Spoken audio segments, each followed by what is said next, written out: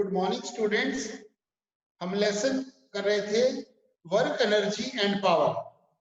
Lesson था हमारा work energy and power.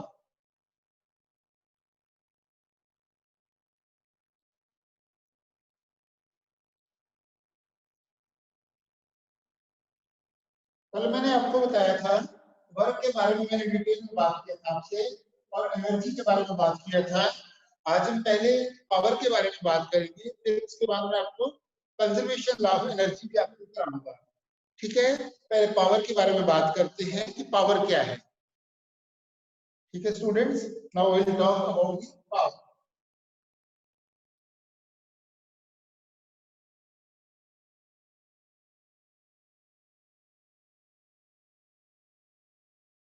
The rate of doing work. It is the rate of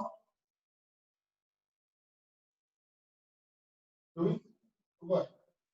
कि जो work है वो किस रेट से हो रहा है, मींस जो है वर्क होने में जो टाइम जो है, टाइम फैक्टर है, it is a major factor. There is a time is a major factor in this. But according to that,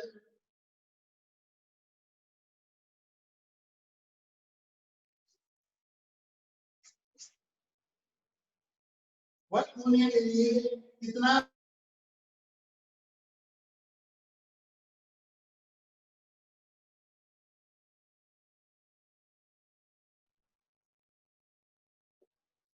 now students, work है, वर्क जो ऐसा यूनिट है जूल और टाइम का यूनिट है सेकंड।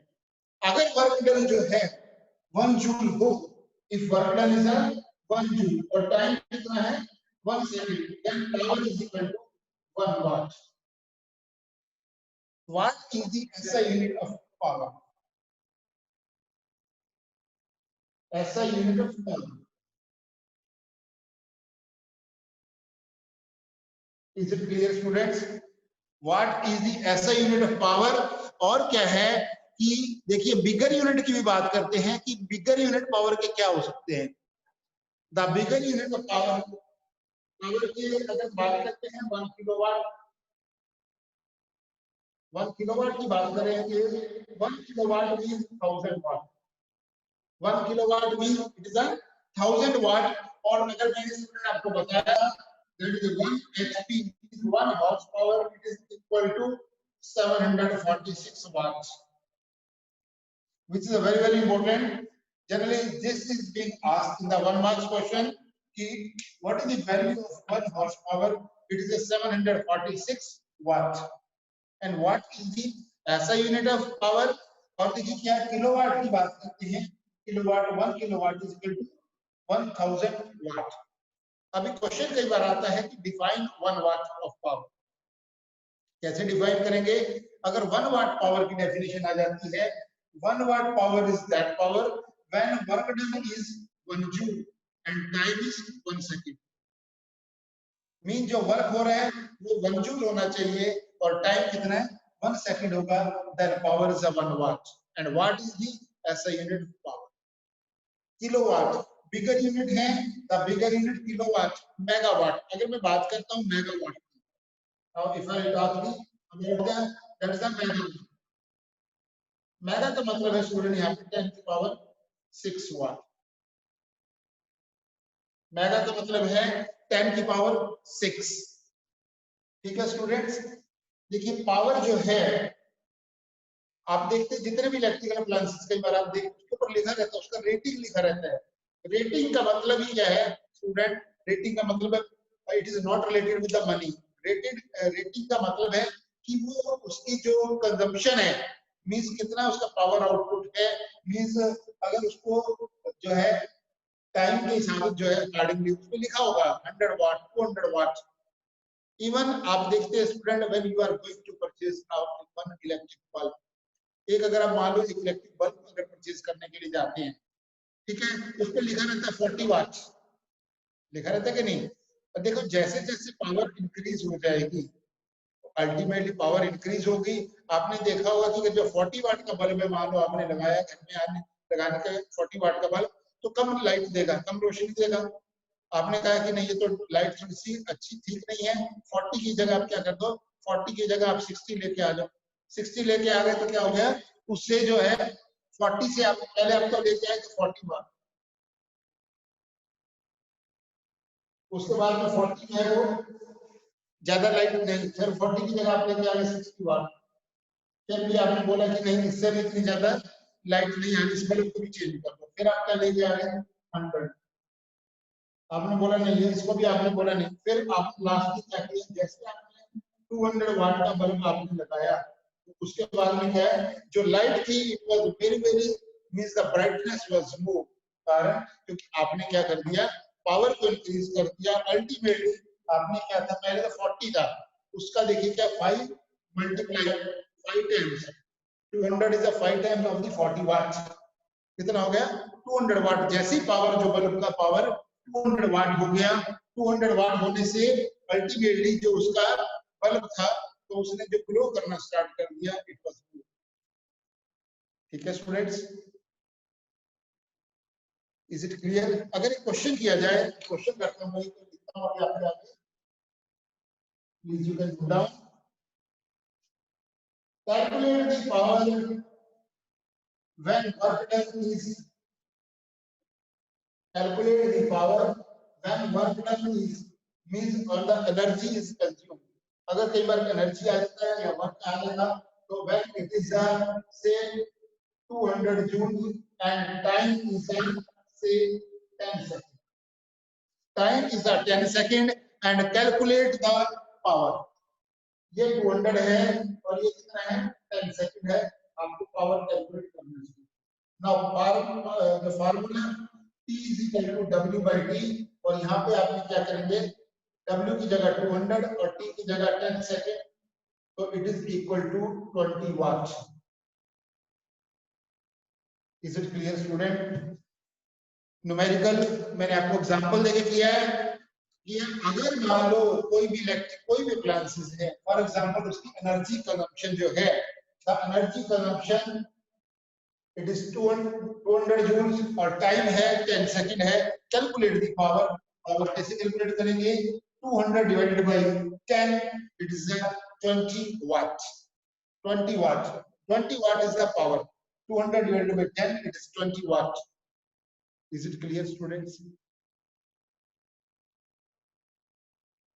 और एग्जांपल, कैलकुलेट द टाइम, अगर देखो क्या है, देयर आर 3 वेरिएबल्स, यहाँ पे 3 वेरिएबल है T W P, अगर मैं बात करूं आपसे P is equal to W by T, यहाँ पे 3 वेरिएबल है, पहले पावर है,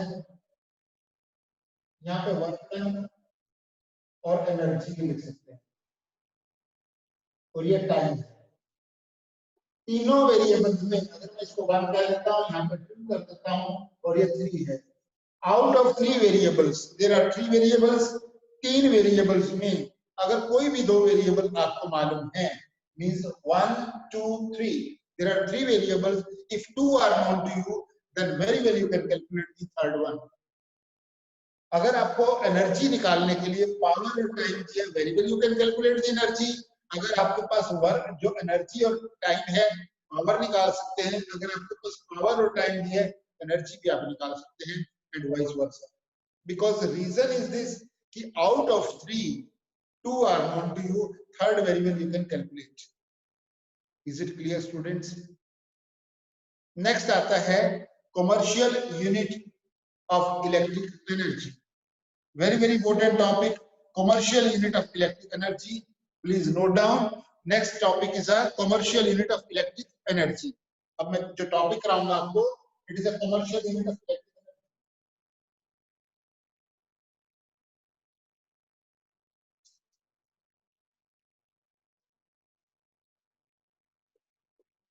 Commercial unit of electric energy.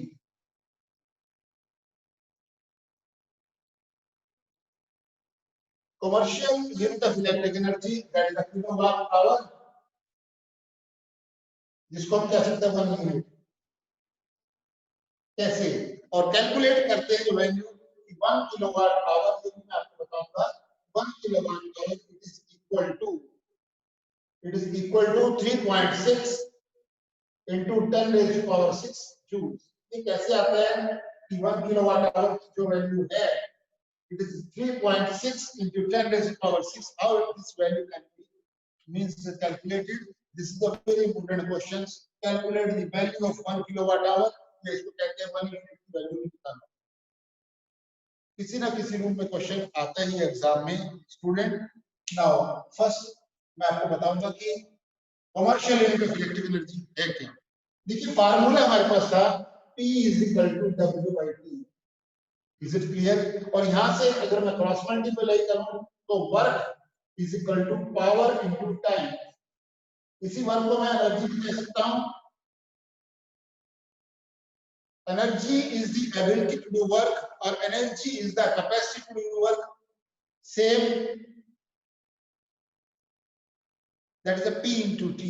अगर पावर के यूनिट जो है वाट है और टाइम का यूनिट सेकंड है, यहाँ पे क्या हो गया बिगर यूनिट ले लेता हूं मैं पावर के एंड बिगर यूनिट क्या है किलोवाट और सेकंड को मैं ले लेता हूं आवर. आवर्स में तो क्या बन जाएगा किलोवाट आवर. ठीक है स्टूडेंट. और ये क्या है मेरा it is a commercial unit of electric energy. ये क्या है इलेक्ट्रिक एनर्जी. ठीक है. Is it clear? That's the commercial unit of electric energy. और देखिए अभी क्या student. Now I calculate the value of 1 kilowatt hour.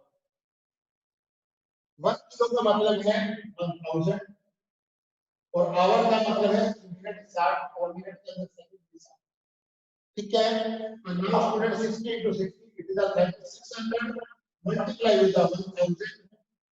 Now 36 दो जीरो इधर है 3 जीरो इधर है 36 into 10 raised to power 5. अब यहाँ पे थोड़ा सा देखिए क्या जो आंसर हमारे पास है. हमारे पास क्या दिया 3.6 10 raised to power 6 जूल. अगर आप यहाँ पे इतना भी लिख कर आते हैं कि the 1 kilowatt hour it is equal to 36 into 10 raised to power 5 joule. It is also correct. It is not wrong. But जो गिवन है कि अगर मान लो उसने कहा है कि calculate the value to prove that 1 kilowatt hour it is equal to 3.6 into 10 raised to power 6 joule. ये प्रूव करना है तो हमको तो बिल्कुल जो रिक्वायर्ड रिजल्ट चाहिए ना है कुछ नहीं. एक स्टेप और आपको आगे करना पड़ेगा. यहाँ तक में ठीक है. एक स्टेप और आगे चलिए यहाँ पहुंच जाएंगे. कैसे. अब यहाँ पे देखिए क्या है मैं 36 को 10 से मल्टीप्लाई कर रहा हूँ और 36 को 10 से डिवाइड कर रहा हूँ. शायद कोई फर्क नहीं हुआ. मल्टीप्लाई करके 10 से डिवाइड करके 10 की पावर 5. क्लियर है स्टूडेंट. नाउ अगेन मैं लिखूंगा 36 by 10 और यहाँ पे 10 into 10 की पावर 5. यहाँ पे देखिए स्टूडेंट ये भी 10 है. यहाँ 10 की पावर है क्या 1 और यहाँ 10 की पावर 5. मैथमेटिक्स में एक स्टूडेंट आइडेंटिटी है when the base is same then powers are being added up. ये आइडेंटिटी है. ठीक है स्टूडेंट. एक्सपोनेंट में आता है आपका कि जब बेस सेम हो तो जो पावर है वो ऐड हो जाती है. यहाँ पे क्या हो जाएगा 36 by 10 कितना हो जाएगा 3.6. 36 by 10 कितना हो जाएगा 3.6 into 10 की पावर 1 plus 10 की पावर 5 10 की पावर 6 जूल. यही तो हमारा जो रिजल्ट था दिस वाज द रिजल्ट जो हमको चाहिए था student. Is it clear. Now 1 kilowatt hour हमने वैल्यू निकाल दिया. 1 kilowatt hour it is equal to 3.6 into 10 raised to power 6 joule. यही हमारा रिक्वायर्ड रिजल्ट है जो हमको चाहिए था. Is there any doubt student till now. जितना भी हमने पढ़ा है हमने आज पढ़ा है पावर के बारे में. मैंने आपको बताया कि पावर क्या है. पावर की डेफिनेशन मैंने आपको बताई. The definition of power rate of doing work is called power. उसके बाद मैंने ऐसे यूनिट बताया आपको और मैंने 1 वाट की डेफिनेशन आपको बताई. बिगर यूनिट्स के बारे में बताया. पावर की बिगर यूनिट क्या है दैट्स अ किलोवाट. और उससे बड़े की बात की मैंने और उससे बिगर यूनिट क्या है that's a megawatt. 10⁻⁶ watt that's a megawatt. फिर मैंने बात की आपसे कमर्शियल यूनिट न्यूमेरिकल की बात की है. By using this formula P is equal to W by T very well we can calculate the any variables out of 3 p w t, p निकालना है, पावर निकालना है, w और t की वैल्यू रख दीजिएगा, पावर आ जाएगा। अगर हमने t की वैल्यू निकालनी, p और w की वैल्यू रख दीजिएगा। अगर हमने b स्क्वायर अगर मान फॉर एग्जांपल w की वैल्यू निकालनी, p और t की वैल्यू रखिए, w की वैल्यू। Is it clear? फिर हमने बात किया है commercial unit of electric energy की, भी मैंने बात की है स्टूडेंट कि commercial unit of electric energy क्या है, कि कितनी एनर्जी कंज्यूम हुई। इसमें स्टूडेंट न्यूमेरिकल भी आता है। Generally the numericals are being asked, numerical किस प्रकार से पूछा जाता है कि आपके घरों के अंदर बहुत सारे इलेक्ट्रिकल अप्लायंसेस हैं, आपके घर के अंदर बहुत सारे इलेक्ट्रिकल अप्लायंसेस हैं। इन माय प्रीवियस लेक्चर, मेरे प्रीवियस लेक्चर में एक स्टूडेंट ने मेरे से पूछा था, सर इलेक्ट्रिकल अप्लायंसेस क्या होते हैं? Now my question is to you, what are the electrical appliances? Electrical appliances होते क्या हैं स्टूडेंट? इलेक्ट्रिकल अप्लायंसेस वो हैं जिनको रन करने के लिए इलेक्ट्रिसिटी की जरूरत पड़ती है, they are called the electrical appliances. ठीक है, जिनको रन करने के लिए इलेक्ट्रिसिटी की जरूरत पड़ती है, इलेक्ट्रिक एनर्जी की जरूरत पड़ती है, they all are known as the electrical appliances. उसमें आपका ट्यूबलाइट हो सकता है, फैन हो सकता है, रेफ्रिजरेटर हो सकता है, कंप्यूटर हो सकता है, लैपटॉप हो सकता है, मोबाइल हो सकता है, टेलीविजन हो सकता है, एनी दैट इज अप्लायंस, कि कुछ भी ऐसे मिक्सर ग्राइंडर हो सकता है, माइक्रो ओवन हो सकता है। There are so many examples. Cooler हो सकता है, वॉशिंग मशीन हो सकती है, they all are known as electrical appliances. और एक तो देखिए बात क्या है स्टूडेंट, अगर जब भी इलेक्ट्रिकल अप्लायंसेस रन करेंगे तो एनर्जी तो चाहिए उनको रन करने के लिए। एनर्जी चाहिए मींस इलेक्ट्रिक एनर्जी चाहिए। वो बात दूसरी है कि उनको रन करने के लिए इलेक्ट्रिक एनर्जी चाहिए। Further that electric energy is converted into mechanical energy या mechanical, that is also we have discuss, that is transformation of energy की बात की है। बट उनको रन करने के लिए एनर्जी जो है कंज्यूम करेंगे, एनर्जी कंज्यूम करेंगे तो उनका अपना जो पावर का रेटिंग भी होगा,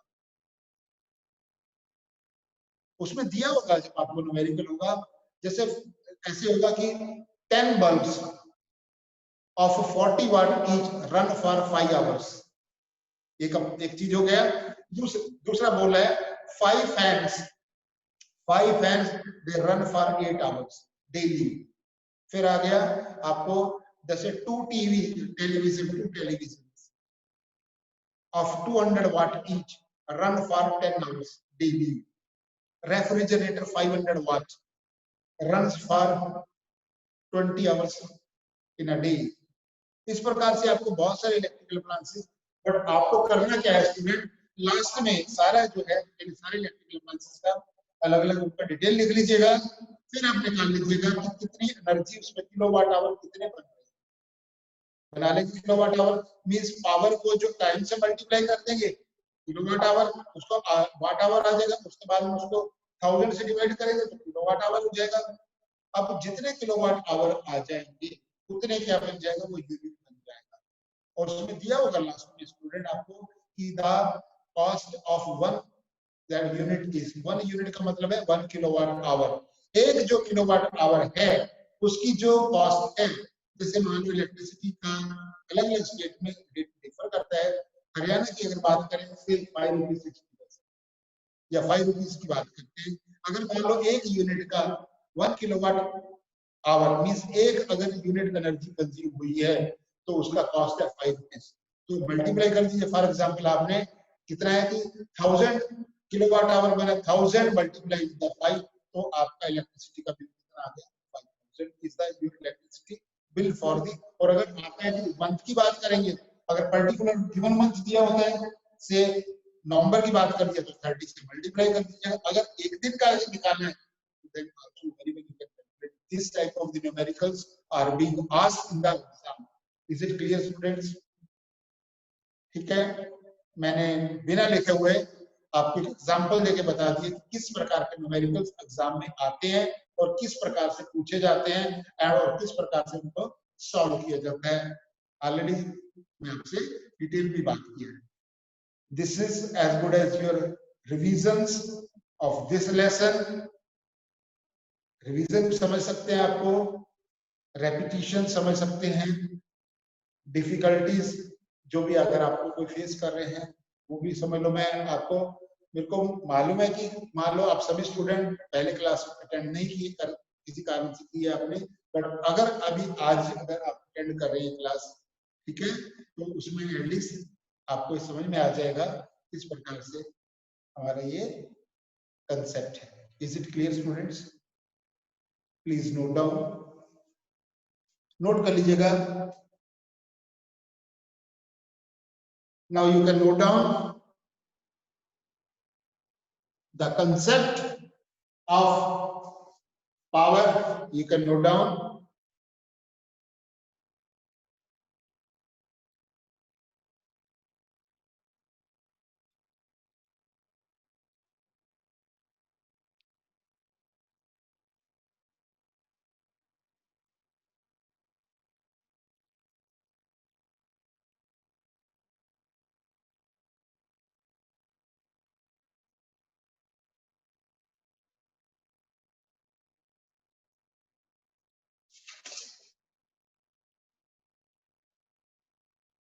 आज बात करेंगे स्टूडेंट एक बहुत जो है इंपॉर्टेंट टॉपिक की बात करेंगे,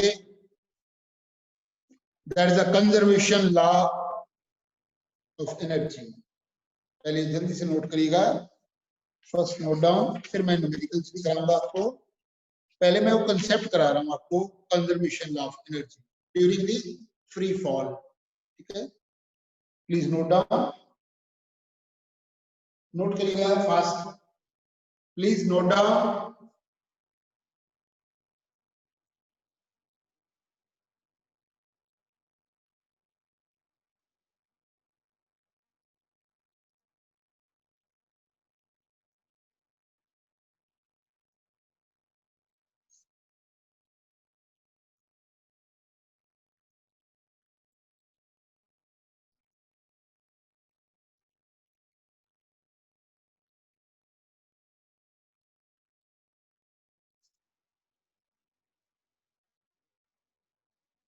Yes, student, you must have noted down, please.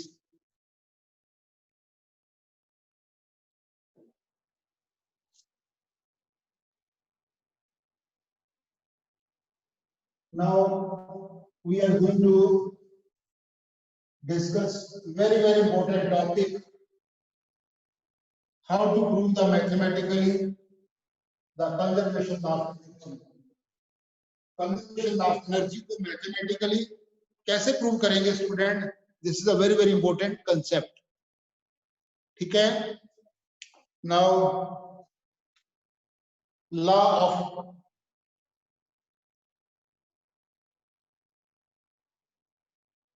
conservation of energy. What it says, law of conservation of energy. According to this law of conservation of energy, according to this law, energy can neither be created nor be destroyed. बड़े ध्यान से आप सुनिएगा, please note down, energy can neither be created nor be destroyed, but it can be converted from one form to another form. This is a conservation law of energy. Energy को ना तो create कर सकते हैं, ना destroy कर सकते हैं, but it can be transferred from one form to another form. अब स्टूडेंट यहाँ पे हम free fall, conservation of energy during the free fall of a body, ठीक है, during the free fall, during the free fall of a body. अगर बात करते हैं स्टूडेंट फ्री फॉल की, बात करते हैं ग्रेविटेशन के लेसन में आपने पढ़ा था कि फ्री फॉल क्या होता है। Free fall when any object which is released from a height under the gravitational pull, that is called the free fall. मान लो ऑब्जेक्ट है, मैं यहां से इसको रिलीज कर रहा हूं, now this object is being released from this height above the ground, और उसके बाद जैसे मैं उसको रिलीज कर रहा हूं, now it is attracted toward the earth under the gravitational pull, this is called the free fall. Is it clear student? Free fall का मीनिंग पता चल गया आपको? फ्री फॉल होता है. Now हम इसको मैथमेटिकली प्रूव करेंगे. कैसे मैथमेटिकली प्रूव करेंगे? फॉर एग्जांपल देखो यहाँ पे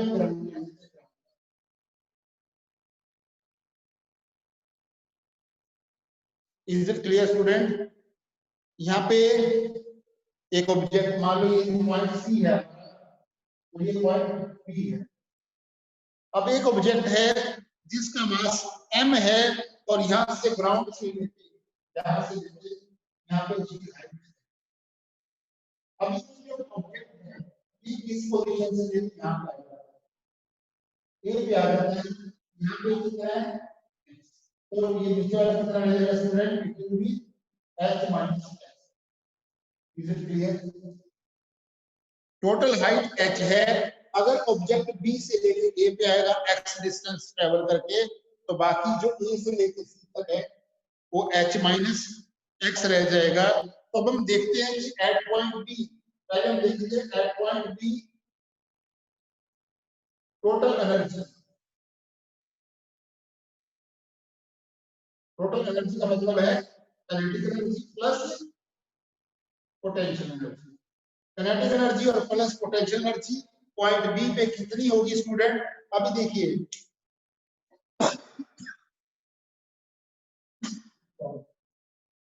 अभी पॉइंट बी के ऊपर कितनी एनर्जी होगी? अगर बी इस पॉइंट के ऊपर ऑब्जेक्ट रेस्ट पे है, object is in the rest, यहाँ पे काइनेटिक एनर्जी जीरो होगी. मैक्सिमम क्या होगी? Potential energy. ऑब्जेक्ट का मास कितना है? मास कितना है? Mass of object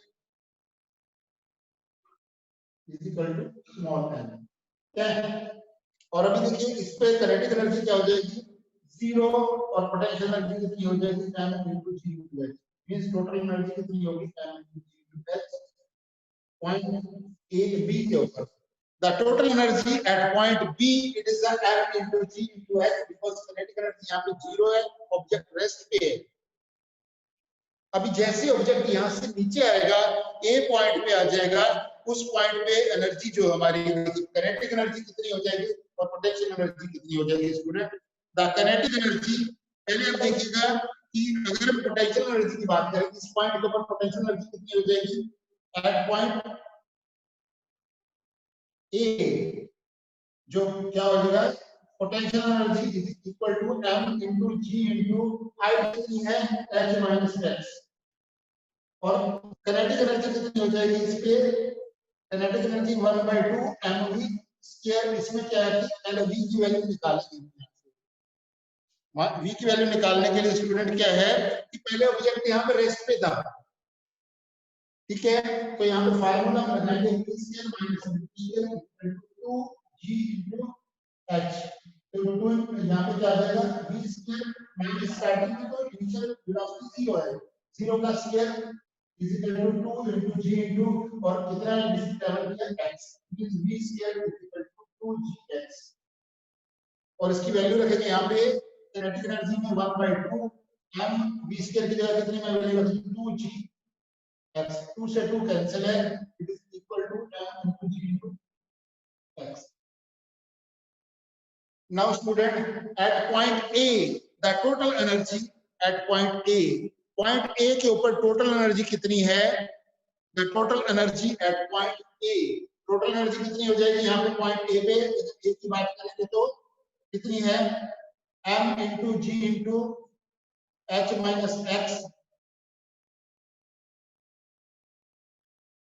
m into g h minus x plus m into g into x. अभी स्टूडेंट इसको ओपन करेंगे m into g into h minus m into g into x plus mgx. इससे cancel हो जाएगा, it is equal to m into g into h.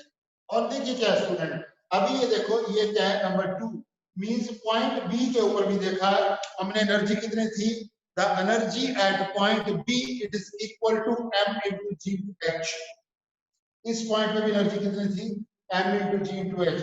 और इस पॉइंट पे भी एनर्जी कितनी थी? m into g into h. और बात करते हैं इस पॉइंट की, बात करेंगे सी पॉइंट पे।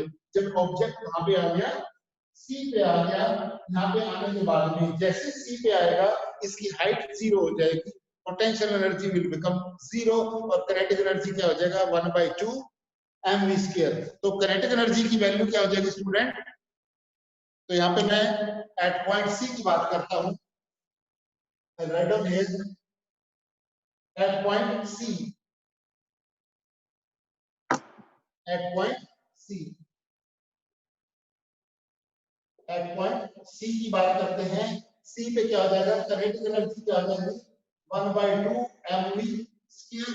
It is equal to 1/2 m और v स्क्वायर की जगह क्या हो जाएगा 2 into g into s, जो s की जगह क्या हो जाएगा h हो जाएगा, क्योंकि हाइट का जो डिस्टेंस कितना हो जाएगा वो हाइट h हो जाएगा। 2 से 2 कैंसिल है, it is m into g into h। और स्टूडेंट पोटेंशियल एनर्जी क्या हो जाएगी 0। then total energy at c, total energy at c, at point c कितनी हो जाएगी 0 plus m into g into h, it is equal to m into g into h। this is the at c। हमने देखा कि point A पे energy कितनी है m into g into h, b पे भी हमने कैलकुलेट किया it is m into g into h, और हमने सी पे भी देखा है कि it is m into g into h, which proves that the energy at all the points, let it be point B, let it be point A, let it be point C, the total energy remains same. Total energy means the sum of the kinetic energy and potential energy, it remains same at all the points, which proves the conservation law of energy। जो prove करता है conservation law of energy, it proves the conservation law of energy, which proves the conservation law of energy। ठीक है students, this is all about conservation law of energy। is it clear student? Now if you are having any doubt, please you can ask and you can note down। आप note कर सकते हैं and you can ask your doubts। ठीक है students, I think that concept is clear to you। Clear है? आज हमने क्या क्या पढ़ा है स्टूडेंट? पावर के बारे में पढ़ा है, पावर क्या है उसके ऐसे यूनिट हमने पढ़े हैं, और उसके बाद में हमने क्या किया है commercial unit of electric energy पढ़ा है, it is equal to 1 unit. उसकी वैल्यू निकाली है mathematically 1 kilowatt hour, it is equal to 3.6 into 10⁶ joule. ठीक है स्टूडेंट्स, हमने पावर के बारे में पढ़ा है, ऐसे यूनिट के बारे में पढ़ा है, उसके बाद मैंने commercial unit of electric energy की बात की है, that is 1 kilowatt hour, it is equal to 1 unit. उसकी मैथमेटिकली वैल्यू हमने निकाली है, it is equal to 3.6 into 10⁶ joule.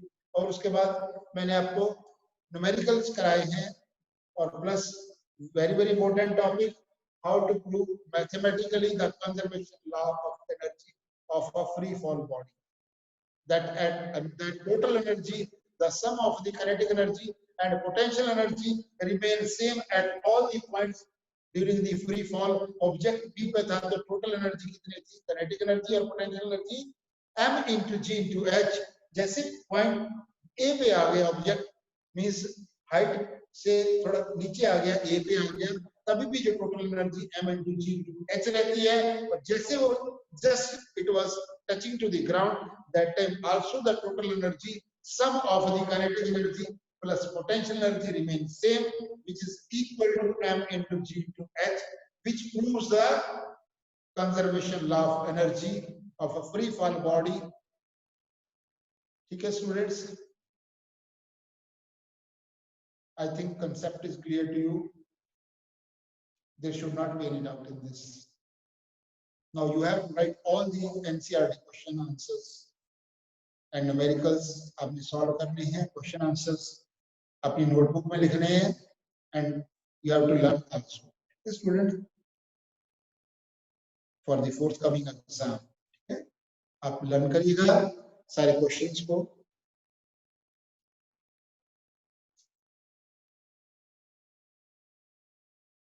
Okay, students. Thank you very much, students. Thanks a lot.